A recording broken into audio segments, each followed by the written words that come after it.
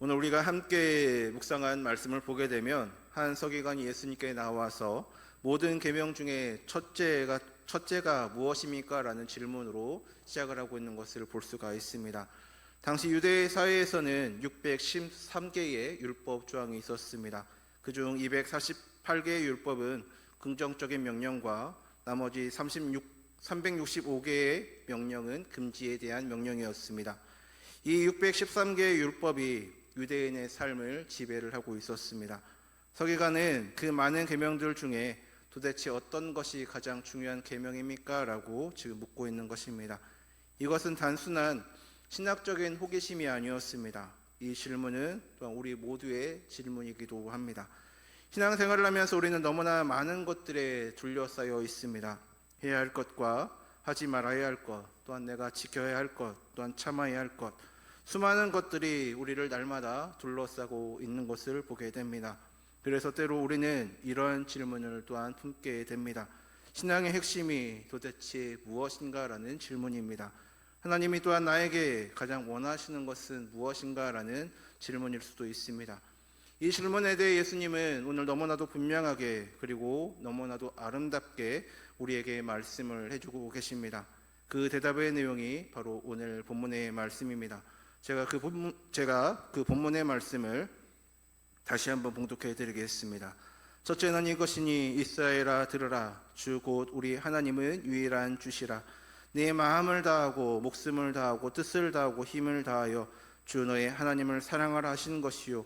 둘째는 이것이니 내 이웃을 내 자신과 같이 사랑하라 하신 것이라. 이보다 더 큰 계명이 없느니라 라고 말씀을 하셨습니다. 예수님의 대답 속에 신앙의 전부가 담겨 있다라고 할 수 있습니다. 613개의 모든 율법이 이 한마디 안에 요약이 되어 있기 때문입니다. 그것은 바로 사랑입니다. 하나님을 향한 온전한 사랑, 그리고 그 사랑이 흘러서 이웃에게 나타나는 삶, 이것이 가장 큰 계명이고 이것이 바로 신앙의 본질이다라고 할 수 있을 것 같습니다. 오늘 저는 이 저녁에 이 말씀을 통해 세 부분으로 나누어서 은혜를 나눠보고자 합니다.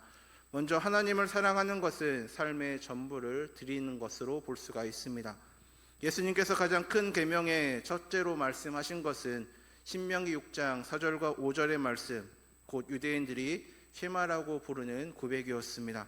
이스라엘아 들으라. 우리 하나님 여호와는 오직 유일한 여호와시니 너는 마음을 다하고 뜻을 다하고 힘을 다하여 내 하나님 여호와를 사랑하라 라는 말씀입니다. 이 말씀은 유대인이라면 아침 저녁으로 암송을 하던 말씀이었습니다. 문설주에 적어붙이고 이마와 또한 팔에 묶어 다니던 말씀이었습니다. 그러나 예수님께서 이 말씀을 첫째 되는 계명으로 다시 선포하신 것은 단순히 그 구절을 반복하시는 것이 아닙니다. 예수님은 이 말씀의 진정한 의미를 지금 회복하고 계신 것입니다. 하나님을 사랑하는 명령에서 먼저 우리가 주목해야 될 것은 다하여라는 말입니다. 마음을 다하고 목숨을 다하고 뜻을 다하고 힘을 다하여. 예수님은 네 가지의 영역을 말씀을 하시면서 매번 다하여라는 표현을 반복을 해서 말씀하신 것을 보게 됩니다. 이것은 부분적인 헌신이 아니라 존재의 전부를 드리는 사랑을 말하는 것입니다. 마음 조금, 뜻 조금, 힘 조금을 드리라는 것이 아닙니다. 우리의 전부를 드리라고 말씀을 하고 있는 것입니다. 예수님은 하나님의 사랑 안에서 적당이라는 단어를 허락하지 않으셨습니다. 여기서 마음이라는 단어는 헬라어로 카르디아라고 말을 하는데 이것은 단순히 감정만을 가리키는 것이 아니라 인격의 중심부, 존재의 가장 깊은 곳을 가리키는 말입니다.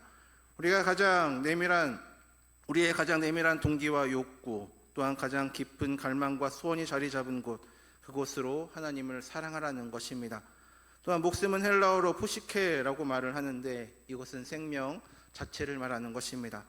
살아있는 존재로서의 나 전체를 하나님께 드리라라는 것입니다. 또한 뜻은 헬라어로 기아노 이아인데 이것은 이성과 지성, 생각하는 능력을 가리키는 것입니다.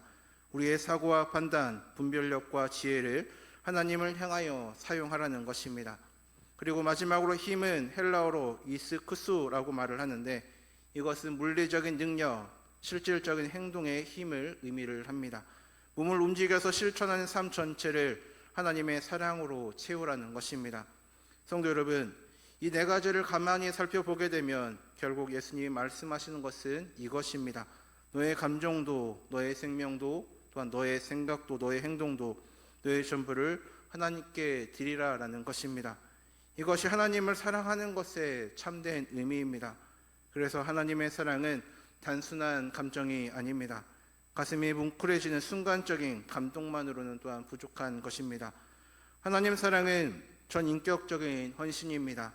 삶의 방향 자체를 하나님을 향하여 놓는 것이고 또한 삶의 모든 영역에서 하나님을 첫째로 모시는 것입니다. 그런데 성도 여러분, 솔직하게 우리 자신을 한번 돌아보겠습니다. 우리는 늘 하나님을 사랑한다라고 고백을 하면서도 정작 하나님께 드리는 것은 삶의 일부분에 불과하진 않습니까? 예배를 드리러 올 때만 하나님을 생각을 하고 기도할 때만 또 하나님을 찾고 어려운 일을 닥칠 때만 하나님을 부르는 것이 솔직히 우리의 모습이기도 합니다. 마음의 일부분만 드리고 뜻의 일부분만 또한 드리고 힘의 일부분만 드리면서 나머지는 세상을 위해 남겨두는 신앙, 이것은 예수님께서 원하시는 사랑의 모습이 아닙니다. 어거스틴은 이와 같은 말을 하였습니다. 하나님, 당신은 우리를 당신을 위해 만드셨으므로 우리 마음이 당신 안에서 쉼을 얻기까지 쉴 수 없나이다 라고 그는 말을 하였습니다. 우리의 마음은 본래 하나님을 향해 주도록 만들어졌습니다. 그런데 우리는 그 마음을 온갖 것들로 늘 채우고 있습니다. 성공으로, 또한 재물로, 인간관계로, 또한 명예로, 심지어는 종교적 활동으로 우리의 마음을 채우면서 정작 하나님 자체에 대한 사랑은 뒷전으로 미루고 있기도 합니다. 예수님은 그런 우리를 향하여서 오늘 말씀하고 계신 것입니다. 내 마음을 다하여 나를 사랑하라. 내 삶의 전부를 나에게 드려라 라고 지금 말씀하고 계신 것입니다. 이것은 무거운 짐이 아닙니다. 이것은 오히려 가장 자연스러운 것입니다. 물이 아래로 흐르듯 또한 해바라기가 해를 향하듯 우리의 영혼이 하나님을 향하여 활짝 열리는 것, 그것이 바로 하나님의 사랑입니다. 하나님은 우리의 존재를 억압하시는 분이 아니라 우리의 존재를 가장 풍성하게 만들어주는 분이시기 때문입니다. 마틴 로이드 존스 목사님은 또한 이와 같은 말씀을 하셨습니다. 하나님을 사랑하는 것은 율법의 가장 큰 요구이지만 동시에 복음의 가장 큰 선물이기도 합니다. 우리가 하나님을 사랑할 수 있다는 것 자체가 이미 은혜입니다 라고 말씀을 하였습니다. 우리가 하나님을 전인격적으로 사랑할 수 있는 것은 하나님이 먼저 우리를 사랑하셨기 때문입니다. 요한일서 4장 19절에서 사도 요한은 이와 같이 고백을 하였습니다. 우리가 사랑함은 그가 먼저 우리를 사랑하셨습니다 라고 그는 고백했습니다. 하나님의 사랑이 먼저 우리에게 임하였기 때문에 우리도 마음을 다하고 뜻을 다하고 힘을 다하여서 우리가 그분을 사랑할 수 있게 된 것입니다. 그러므로 성도 여러분, 오늘 이 시간 하나님 앞에 우리 자신을 한번 점검을 해봤으면 좋겠습니다. 나는 하나님을 삶의 일부분으로 모시고 있는가, 아니면 삶의 전부로 모시고 있는가? 나의 마음의 중심에는 과연 지금 무엇이 자리를 잡고 있는지, 또한 나의 생각과 판단의 기준은 하나님의 말씀인가 세상의 가치인지, 나의 힘과 에너지는 지금 어디를 향하고 있는지 우리 자신은 점검을 해봐야 할 것입니다. 가장 큰 계명, 하나님 사랑은 삶의 전부를 드리는 것입니다. 부분이 아니라 전부를 드리는 것, 그것이 하나님께서 우리에게 원하시는 첫 번째 사랑의 모습입니다. 두 번째는 이웃사랑은 하나님 사랑의 열매이자 증거입니다.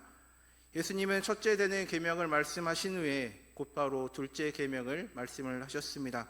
둘째는 이것이니 내 이웃을 내 자신과 같이 사랑하라 하신 것이다 라고 말씀하셨습니다. 우리가 여기에서 주목해야 할 것은 서기관이 첫째 되는 계명만을 물었는데 예수님께서는 지금 둘째 계명까지 말씀을 하고 계십니다.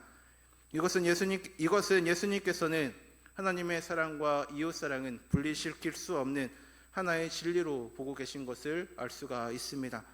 하나님을 사랑한다라고 말하면서 이웃을 살아가지 않는 것은 모순이며 불가능한 것이기 때문입니다. 요한일서 4장 20절에서 21절 말씀을 보게 되면 사도 요한은 이 진리를 더욱더 날카롭게 말을 하고 있습니다. 누구든지 하나님을 사랑하라 하고 그 형제를 미워하면 이는 거짓말하는 자니 보는 바 그 형제를 사랑하지 아니하는 자는 보지 못하는 바 하나님을 사랑할 수 없느니라. 우리가 이 계명을 주께 받았나니 하나님을 사랑하는 자는 또한 그 형제를 사랑할지니라 라고 말을 하였습니다. 이 말씀은 매우 직접적이고 충격적인 말씀입니다. 하나님을 사랑한다라고 고백을 하면서 이웃을 미워하는 사람에게 성경은 거짓말하는 자라고 말을 하고 있습니다. 왜 이와 같이 말을 하였겠습니까? 하나님의 사랑은 반드시 이웃 사랑으로 흘러가기 때문입니다.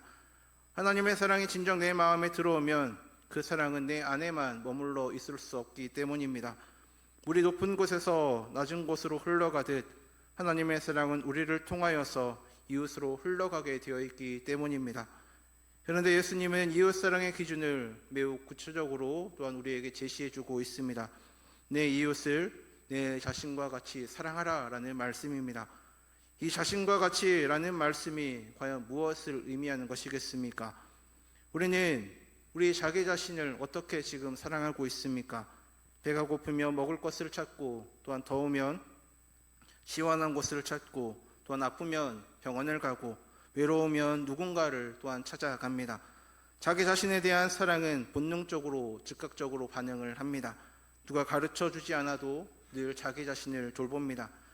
예수님은 그 정도의 자연스러움과 즉각성으로 이웃을 사랑하라 라고 지금 말씀하고 계신 것입니다. 하지만 이것은 결코 쉬운 명령이 아닙니다. 왜냐하면 우리의 본성은 자기 중심적이기 때문에 그렇습니다. 타인의 필요보다 나의 편안함을 먼저 생각하고 타인의 아픔보다 나의 성공을 먼저 추구하는 것이 바로 우리의 모습이기 때문입니다. 그래서 이웃사랑에는 결단과 의지가 필요한 것입니다. 그런데 여기에서 중요한 것이 있습니다. 이웃사랑이 둘째 계명이라는 사실입니다. 첫째가 아니라 둘째입니다. 이것은 이웃사랑이 하나님 사랑보다 덜 중요하다는 의미가 또한 아닙니다. 이것은 순서를 또한 말하는 것도 아닙니다. 하나님을 먼저 사랑해야 이웃을 참으로 사랑할 수 있다라는 것입니다. 하나님의 사랑을 먼저 경험해야 그 사랑으로 이웃을 사랑할 수 있다라는 것입니다. 인간의 힘만으로 이웃을 자신과 같이 사랑하는 것은 불가능합니다. 내가 먼저 하나님의 사랑에 잠겨 있어야 합니다. 하나님이 얼마나 크신 은혜로 나를 사랑하셨는지 깨달아야만 합니다. 나 같은 죄인을 위해 독생자를 보내주시고 십자가에서 피 흘려 구원하신 그 놀라운 사랑을 경험을 해야 합니다. 그 사랑이 내 안에 충만해질 때 비로소 나는 내 옆에 있는 사람을 자신과 같이 사랑할 수 있게 되는 것입니다. 이것이 중요한 순서입니다. 하나님의 사랑이 원천이요 이웃사랑은 그 원천에서 흘러나오는 강물인 것입니다. 우리가 이웃을 자신과 같이 사랑할 수 있는 유일한 길은 내가 먼저 하나님의 조건적인 사랑을 깊이 경험했기 때문에 사랑할 수 있는 것입니다. 그렇다면 그 이웃사랑은 구체적으로 어떠한 모습이겠습니까? 예수님께서는 누가복음 10장에서 선한 사마리아 비유를 통하여서 이웃사랑의 실제적인 모습을 우리에게 보여주셨습니다. 강도 만난 사람을 보고 제사장은 피해갔고 레위인도 피해갔습니다. 그들은 종교적으로 가장 열심히 있는 사람들이었습니다.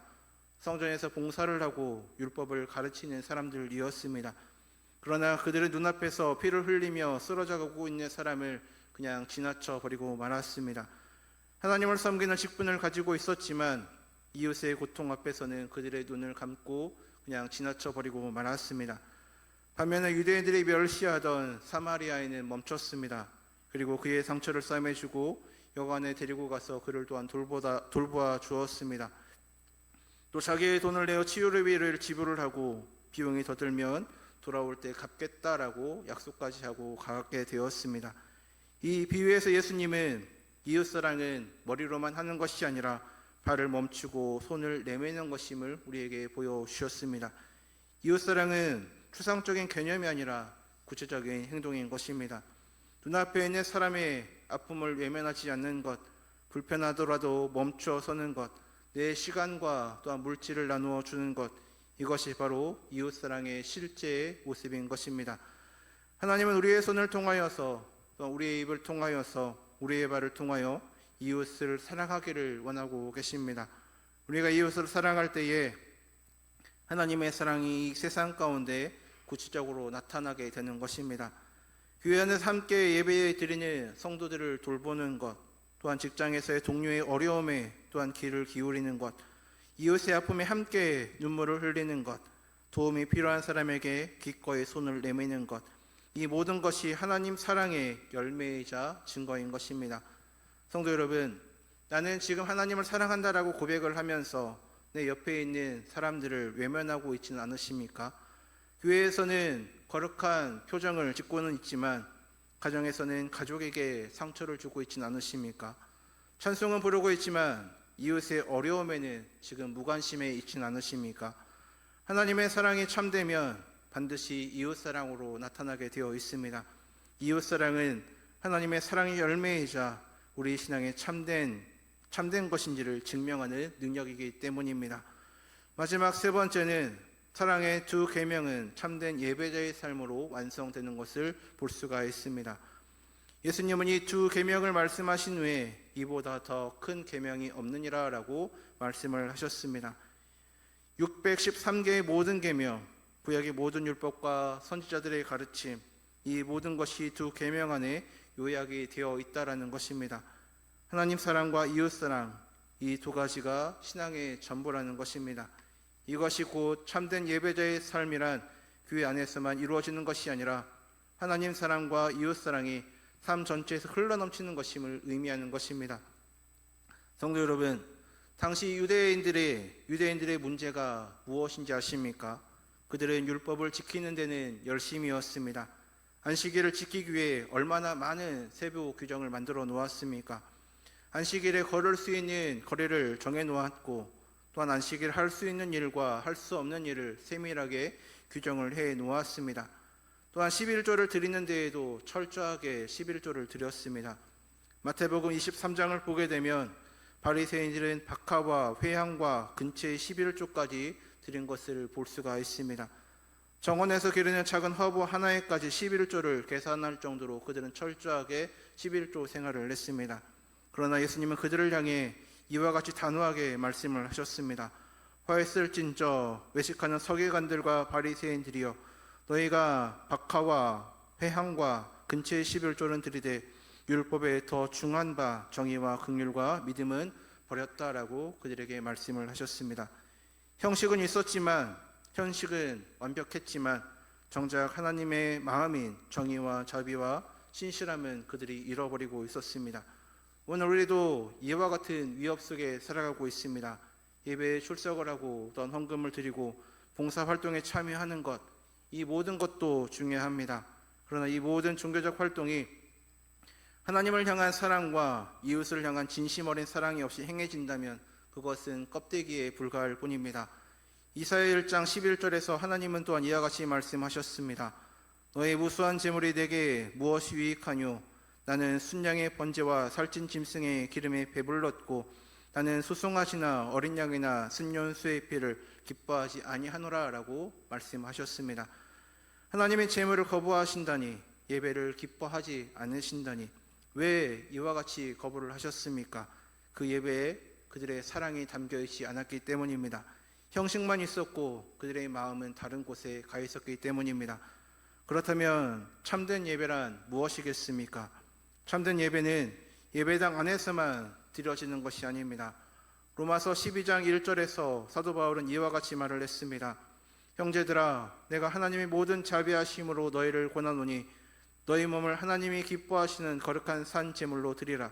이는 너희가 드릴 영적 예배니라 라고 말을 하였습니다.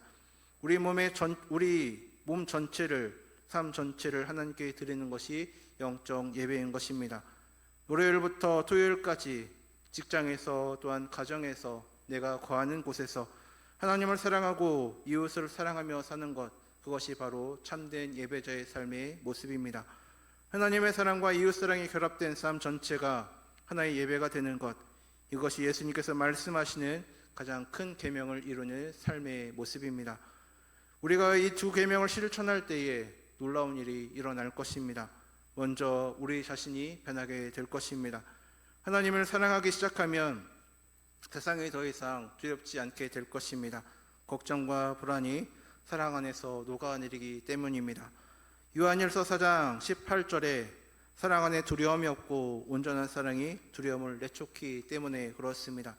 하나님이 나를 사랑하고 내가 하나님을 사랑하는 그 관계가 확고해지게 되면 세상의 그 어떤 것도 우리를 흔들어 놓을 수 없습니다. 그리고 이웃을 사랑하기 시작하면 우리의 관계가 또한 변하게 될 것입니다. 미움과 시기, 다툼과 분쟁이 사랑 안에서 치유가 될 것입니다. 교회가 또한 진정한 공동체가 될 것입니다. 또한 세상이 우리를 보고 또한 놀랍게 여기게 될 것입니다. 요한복음 13장 35절에서 예수님께서는 이와 같이 말씀하셨습니다. 너희가 서로 사랑하면 이로써 모든 사람이 너희가 내 제자인 줄 알리라 라고 말씀하셨습니다. 세상의 교회를 향하여서 저들은 정말 서로 사랑하는구나 라고 말을 할 때에 이것이 가장 강력한 복음의 증거인 것입니다. 사도행전 2장에 기록된 초대교회의 모습을 보게 되면 그들은 날마다 마음을 같이하여 성전에 모이기를 힘썼고 또한 집에서 떡을 떼며 기쁨과 순전한 마음으로 음식을 먹고 하나님을 날마다 찬미를 하였습니다. 그리고 물건을 서로 통용을 하고 재산과 소유를 팔아 각 사람의 필요를 따라 그것을 또한 나누어 주었습니다. 하나님을 향한 뜨거운 사랑이 이웃을 향한 아낌없는 나눔으로 흘러 넘친 것입니다. 그 결과가 어떻습니까? 온 백성에게 칭송을 받으니 주께서 구원받는 사람을 날마다 더하게 하셨다라고 말씀하고 있습니다.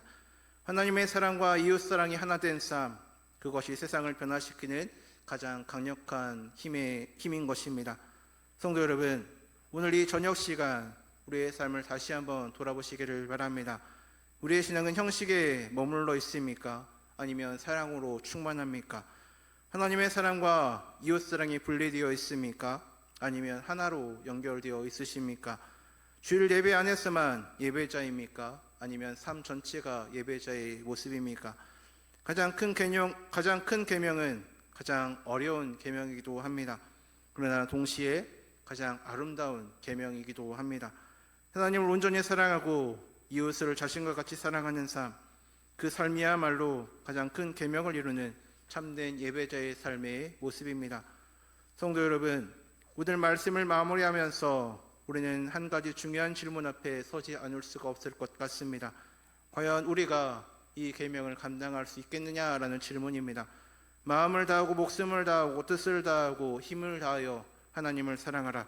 이웃을 자신과 같이 사랑하라. 이 계명 앞에 서게 되면 우리는 솔직하게 고백할 수밖에 없을 것 같습니다. 주님, 저는 이 계명을 온전히 지킬 수 없습니다. 저는 부족합니다. 저는 실패했습니다. 맞습니다. 우리의 힘으로는, 우리의 의지로는, 우리의 결단으로는 이 계명을 온전히 이루어 나갈 수 없습니다.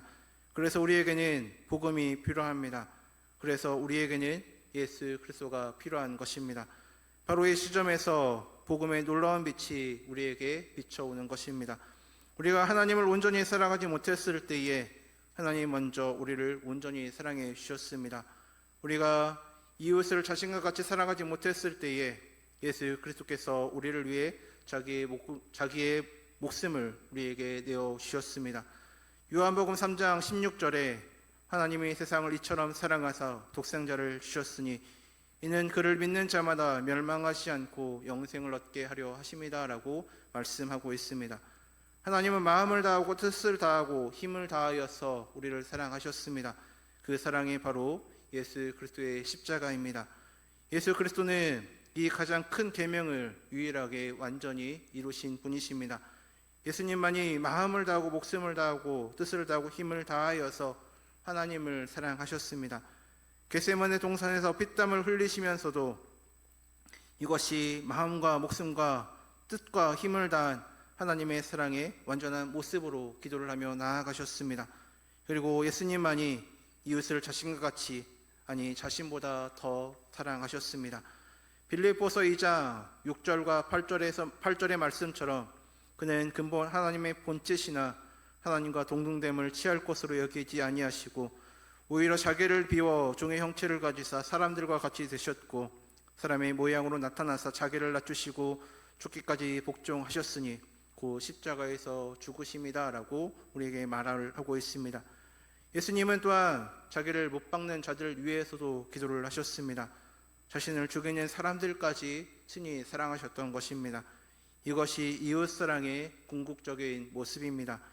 우리가 지킬 수 없는 계명을 예수 그리스도께서 우리를 대신하여 완전히 이루어 주신 것입니다. 그러나 성도 여러분, 우리는 알아야 합니다. 우리가 가장 큰 계명을 지켜서 하나님 앞에서 의롭게 된 것이 아니라 예수 그리스도께서 이 계명을 완전히 이루시고 십자가에서 우리의 모든 실패와 죄를 대신 짊어지셨기에 우리가 은혜로 의롭다함을 얻었다라는 것을 우리는 알아야 합니다. 이것이 바로 복음의 핵심입니다. 이것이 또한 십자가의 비밀입니다. 우리의 자격 때문이 아니라 그리스도의 공로 때문에, 우리의 행위 때문이 아니라 그리스도의 은혜 때문에 우리는 하나님의 자녀가 된 것입니다. 그리고 이 복음을 받아들인 우리에게 성령께서 임하셨습니다. 오직 성령의 열매는 사랑과 희락과 화평과 오래 참음과 자비와 양성과 충성과 온유와 절제니 이 같은 것을 금지할 법이 없느니라라고 말씀합니다. 성령의 열매 그 첫 번째가 무엇입니까? 바로 사랑입니다. 우리의 힘으로는 불가능한 그 사랑을 성령께서 우리에게 먼저 부어주셨습니다. 로마서 5장 5절에 사도 바울은 우리에게 주신 성령으로 말미암아 하나님의 사랑이 우리 마음에 부은 바 됩니다라고 그는 말을 했습니다. 우리가 하나님을 사랑을 하고 이웃을 사랑할 수 있는 것은 우리 안에 성령님이 계시기 때문입니다. 복음의 계명을 폐하는 것이 아니라 계명을 이룰 수 있는 능력을 우리 가운데 주셨습니다. 율법이 요구하는 것을 은혜가 이루어 주시는 것입니다. 성도 여러분, 가장 큰 계명은 사랑입니다. 하나님을 마음과 뜻과 힘을 다하여 사랑을 하고 이웃을 자신과 같이 사랑하는 것, 이것이 모든 계명의 요약이요 또한 신앙의 본질이며 삶의 목적인 것입니다. 그리고 이 사랑을 가능케 하신 분은 오직 한 분, 예수 그리스도이십니다. 십자가에서 우리를 위해 모든 것을 내어주신 그 그리스도의 사랑이 우리 안에 임할 때에 우리는 비로소 하나님을 온전히 사랑할 수 있고 이웃을 진심으로 사랑할 수 있습니다. 오늘 이 저녁 우리 모두가 다시금 십자가 앞에 서기를 바랍니다. 내 힘으로 이루려고 했던 그 신앙의 모든 힘들을 내려놓고 먼저 우리를 사랑하신 그 하나님의 은혜 안에 거하시기를 바랍니다. 그 그리스도의 십자가의 사랑이 나를 적셔올 때에 나의 다친 마음이 열리고 나의 굳은 손이 이웃을 향해 퍼져 나아갈 것입니다. 하나님의 사랑과 이웃 사랑이 하나 되어 흘러넘치는 삶, 그 삶이 곧 가장 큰 계명을 이루는 참된 예배자의 삶의 모습입니다. 우리 모두가 이 복음 안에서 또한 이 사랑 안에서 하나님을 온전히 사랑을 하며 이웃을 아름답게 섬기는 참된 그리스도의 제자로 날마다 살아가시는 우리 모든 성도인들의 삶이 되기를 주님의 이름으로 간절히 소망합니다.